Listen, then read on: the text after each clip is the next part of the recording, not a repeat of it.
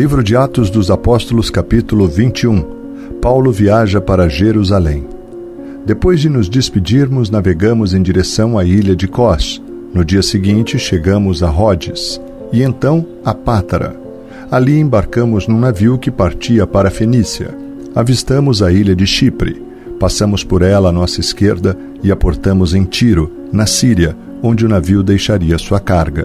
No desembarque, encontramos os discípulos que ali viviam e ficamos com eles por uma semana. Pelo Espírito, eles advertiam Paulo de que não fosse a Jerusalém. Ao fim de nosso tempo ali, voltamos ao navio e toda a congregação, incluindo mulheres, crianças, saiu da cidade e nos acompanhou até a praia. Ali nos ajoelhamos, oramos e nos despedimos. Então subimos a bordo e eles voltaram para casa. Depois que partimos de Tiro, chegamos a Ptolemaida, onde saudamos os irmãos e passamos um dia. No dia seguinte, prosseguimos para Cesareia e nos hospedamos na casa de Filipe, o evangelista, um dos 7 que tinham servido na igreja em Jerusalém. Ele tinha 4 filhas solteiras que profetizavam. Muitos dias depois chegou da Judéia um profeta chamado Ágabo. Ele veio ao nosso encontro, tomou o cinto de Paulo e com ele amarrou os próprios pés e as mãos. Em seguida disse: o Espírito Santo declara: assim o dono deste cinto será amarrado pelos judeus em Jerusalém e entregue aos gentios. Ao ouvir isso, nós e os irmãos dali suplicamos a Paulo que não fosse a Jerusalém. Ele, porém, disse: por que todo esse choro? Assim vocês me partem o coração. Estou pronto não apenas para ser preso em Jerusalém, mas para morrer pelo Senhor Jesus. Quando ficou evidente que não conseguiríamos fazê-lo mudar de ideia, desistimos e dissemos: que seja feita a vontade do Senhor. Paulo chega a Jerusalém. Depois disso, arrumamos nossas coisas e partimos para Jerusalém. Alguns discípulos de Cesareia nos acompanharam e nos levaram à casa de Manasson, nascido em Chipre, e um dos primeiros discípulos.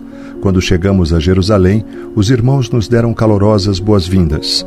No dia seguinte, Paulo foi conosco a um encontro com Tiago e todos os presbíteros da igreja de Jerusalém estavam presentes.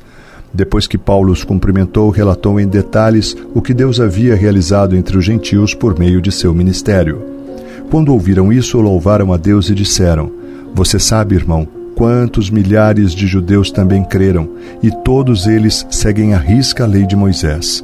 Mas eles foram informados de que você ensina todos os judeus que vivem entre os gentios a abandonarem a lei de Moisés. Ouviram que você os instrui a não circuncidarem os filhos, nem seguirem os costumes judaicos. Que faremos? Certamente eles saberão que você chegou. Queremos que você faça o seguinte: temos aqui 4 homens que cumpriram um voto. Vá com eles ao templo e participe da cerimônia de purificação. Pague as despesas para realizarem o ritual de raspar a cabeça. Então todos saberão que os rumores são falsos e que você mesmo cumpre as leis judaicas. Quanto aos convertidos gentios, devem fazer aquilo que pedimos por carta: abster-se de comer alimentos oferecidos a ídolos, de consumir o sangue ou a carne de animais estrangulados e de praticar a imoralidade sexual. Paulo é preso. No dia seguinte, Paulo se purificou junto com aqueles homens e entrou no templo. Declarou quando terminariam os dias da purificação e quando seria oferecido o sacrifício em favor deles. Estando os 7 dias quase no fim, alguns judeus da província da Ásia viram Paulo no templo e incitaram a multidão contra ele. Agarraram-no, gritando: homens de Israel, ajudem-nos! Este é o homem que fala contra nosso povo em toda parte e ensina todos a desobedecerem às leis judaicas. Fala contra o templo e até profana este santo lugar, trazendo gentios para dentro dele. Antes tinham visto Paulo na cidade com Trófimo, um gentio de Éfeso, e concluíram que Paulo o havia levado para dentro do templo. Toda a cidade se agitou com essas acusações e houve grande tumulto. A multidão agarrou Paulo e o arrastou para fora do templo, e imediatamente foram fechadas as portas. Quando procuravam matar Paulo, chegou ao comandante do regimento romano a notícia de que toda Jerusalém estava em rebuliço. No mesmo instante, ele chamou seus soldados e oficiais e correu para o meio da multidão. Quando viram o comandante e os soldados se aproximarem, pararam de espancar Paulo. Então o comandante o prendeu e mandou que o amarrassem com 2 correntes. Em seguida perguntou à multidão quem era ele e o que havia feito. Uns gritavam uma coisa, outros gritavam outra. Não conseguindo descobrir a verdade no meio de todo o tumulto, ordenou que Paulo fosse levado à fortaleza. Quando Paulo chegou às escadas, o povo se tornou tão violento que os soldados tiveram de levantá-lo nos ombros para protegê-lo. E a multidão foi atrás, gritando: "Matem-no! Matem-no!" Paulo se dirige à multidão. Quando Paulo estava para ser levado à fortaleza, disse ao comandante: "Posso ter uma palavra com o senhor?" Surpreso, o comandante perguntou: "Você fala grego? Não é você o egípcio que liderou uma rebelião há algum tempo atrás e levou consigo ao deserto 4.000 assassinos?" "Não", respondeu Paulo. "Sou judeu e cidadão de Tarso, cidade importante da Cilícia.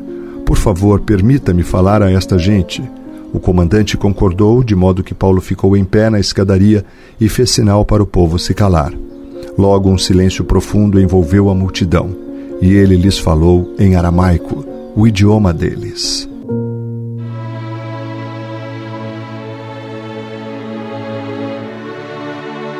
Ó Deus poderoso, santo e bendito, louvado seja o teu nome, Pai. Toda a terra está cheia da tua glória. Santo, santo, santo é o Senhor. Obrigado, Deus bendito de Israel. Obrigado, Pai do nosso Senhor Jesus, por tua palavra que traz reflexão, traz o teu amor, a tua palavra que traz instrução, ensinamento ao nosso coração.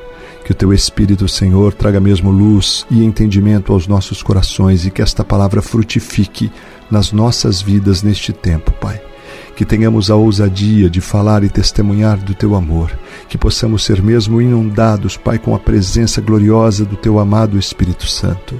Deus Todo-Poderoso, que jamais nos falte a tua presença, pois somos totalmente dependentes do Senhor. Que a tua provisão seja sobre as nossas vidas, sobre as nossas casas, sobre as nossas famílias. Oramos a ti, Deus, com o coração cheio de gratidão e na esperança, Pai, da vida eterna que há em Cristo Jesus. Oramos no precioso nome do nosso Senhor e Salvador, Jesus Cristo. Amém e amém. Graças a Deus.